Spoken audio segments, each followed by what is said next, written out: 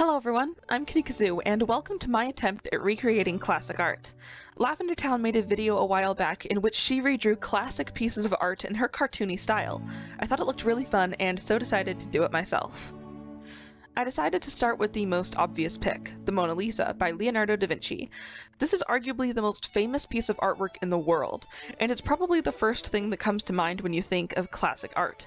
The history of the Mona Lisa is actually very interesting, but I'll get to that after I talk about my experience recreating it. So, what are you expecting me to say here? It was hard? I was overwhelmed by the prospect of recreating something so famous.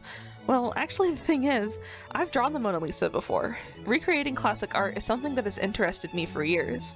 I sketched the Mona Lisa a long time ago, so going into this full recreation, I felt like I already had an upper hand because I didn't have to redecipher how the painting functions as a whole. It was actually just quite relaxing, which surprised me because I expected stress. After all, I'm trying to draw one of the most critically acclaimed examples of fine art. Who am I to mess with it? But don't worry, that intense stress comes just a little bit later. This drawing was really fun. I had a bit of difficulty choosing colors, and her face, as usual, was a huge pain. Not to mention there was a certain pressure in trying to recreate such an enigmatic countenance. I struggled internally with how to approach the background, and I kinda copped out by doing a simplistic, blocky set of shapes that I just sort of filled in with a few mellow shades. It's nothing special, but I'm quite happy with it. It makes me want to explore really simplistic backgrounds. This drawing ended up being my favorite of the three. If you've seen Lavender Town's video, you may already know some of this, but this is my video, so I'll say it anyway. The Mona Lisa's fame started when this guy named Walter Pater wrote a book in 1873 that exalted the Mona Lisa as a masterpiece, nearly 400 years after Leo painted her. He described the painting for the many who had not the luxury of seeing it themselves. His book inspired many others to pay attention to this obscure piece of work, and critics left and right jumped on the bandwagon. Even after that, she was only famous in the art world. It took until 1911, when Vincenzo Peruzies stole the painting, that people began to pay attention. It took a day before anybody even noticed it was gone, and once it was, the media had an extreme reaction. No one knew what the painting looked like exactly, so newspapers painted this image of the perfect artwork, often quoting Walter Pater as saying that it was basically the best thing since the sliced bread that didn't exist yet. The Mona Lisa's theft catapulted it into the eye of general population. Thousands traveled to the Louvre just to see the empty hooks upon which the painting once hung. It took 2 years for the painting to be found, by which point it had already gained such acclaim that no matter how technically impressive it actually was bound to go down in history. And it has, though somehow I doubt whether my version will have the same effect. Oh, and one last thing. Have you ever wondered why these old paintings always look so yellowed? That is actually because of the varnish they used to protect the paints and oils underneath. As it aged, the varnish became yellow-tinged, leading many, for a time, to believe the old painters purposefully made things yellow. If you look up digitally enhanced versions of the Mona Lisa, it's actually quite beautiful. I never understood the beauty of this painting until I saw what she was actually supposed to look like. There will be a link in the description to a video that explains the Mona Lisa's history in more detail if you're interested. For now, my Mona Lisa is done, and as I've already mentioned, I'm quite pleased with it.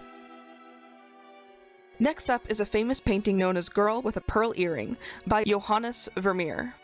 I'm definitely saying that wrong.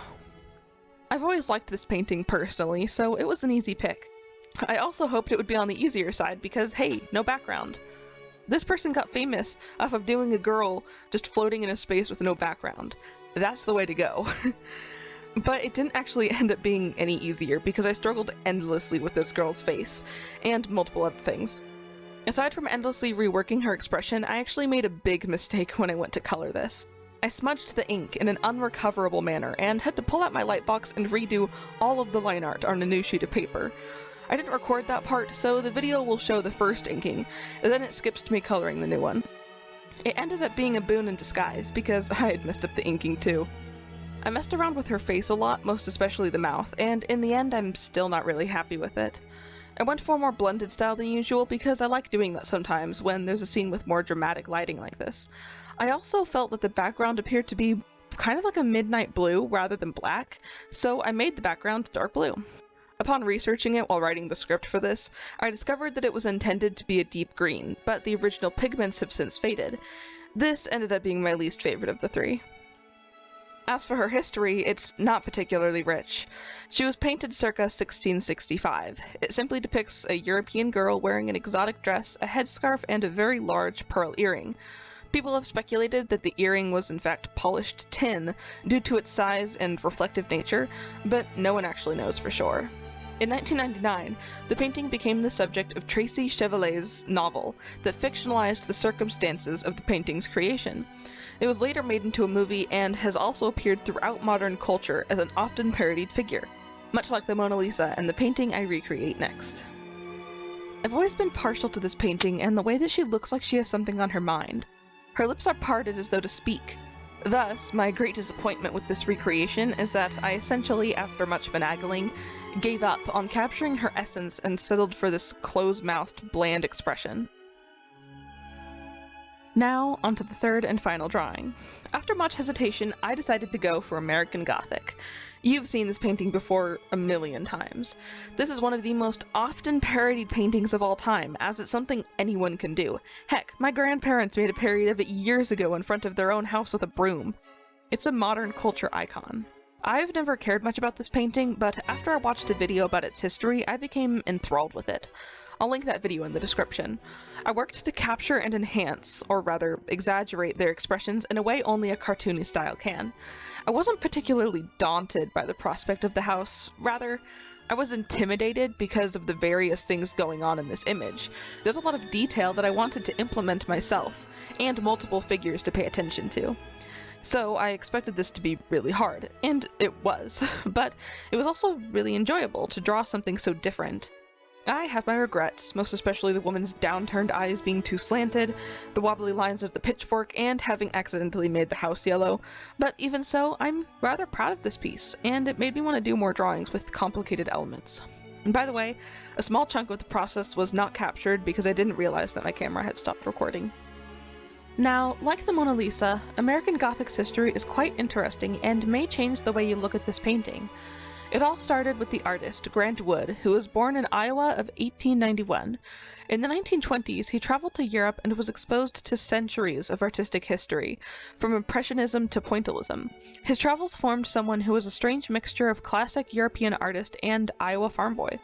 This culminated in his discovery and fascination of a house in Iowa, the one you see in American Gothic. He was captivated by the Gothic window and felt something strangely American about it. He sketched it multiple times before incorporating it in his now famous painting in which he depicts, quote, "the kind of people I fancied should live in that house," end quote. Wood had his sister, Nan Wood Graham, and his dentist, Byron McKibbe, to be models for this painting, though his sister asked for her appearance to be altered so that people wouldn't recognize her as the wife of this old dude. The painting was completed in 1930 and was submitted to the Chicago Art Institute for a contest where it placed in third. Wood ultimately sold the painting for $300, nearly $4,400 today. But how did the painting gain its modern acclaim? Well, the 1930s was around the time when the United States had begun its transition from a primarily agriculture-based country with small towns to a country with skyscrapers and intense focus on manufacturing. People were split between the country and the city, which is arguably still an issue today. American Gothic appeared in the midst of this battle, and became something that could be utilized by both sides. Those in the rural parts of the country held it up as the American ideal, while city folks joked about its rustic vibe. It was essentially a controversy that visually represented the argument of a small town versus the big city, agriculture versus manufacturing, the perfect American couple, or couple ignorant country folk. Grant's approach to and response to art kept people guessing because he never really said which was which, or what he wanted the painting to mean. In its own sense, American Gothic is itself a parody of both those who made fun of the small-town, low-profile farmers, and a parody of those farmers themselves. Essentially, those that parody American Gothic are in fact parodying a parody. And that's my recreation of American Gothic, finished. This challenge was very difficult. When you're copying a pre-established piece of work, you feel a need to get every little detail the same. You know that if you put the works side by side, yours will look worse. But doesn't that just make sense? That the person creative enough to make the original artwork would be better at representing it? The artwork itself is also just a recreation of real life. It reminded me a lot of how I got started drawing, when I would copy, line for line, my favorite anime characters. I wouldn't try to make my own original composition, I would just copy what was on the screen. And while I think that's a viable way to get started, I'm glad that phase didn't last long, because instead, I became more focused on making my own unique work, with the hope that maybe one day, someone will be inspired by what I do, be it through drawing or writing. To conclude, I would recommend trying this challenge out, but when you do it, push it further than I did, and remind yourself that you shouldn't be trying to make your art look just like theirs. After all, that would just make it their art, not yours. Well, that's it. Thank you for watching, and I hope you enjoyed this video. I'll see you in the next one. Bye! Oh my gosh, this video is gonna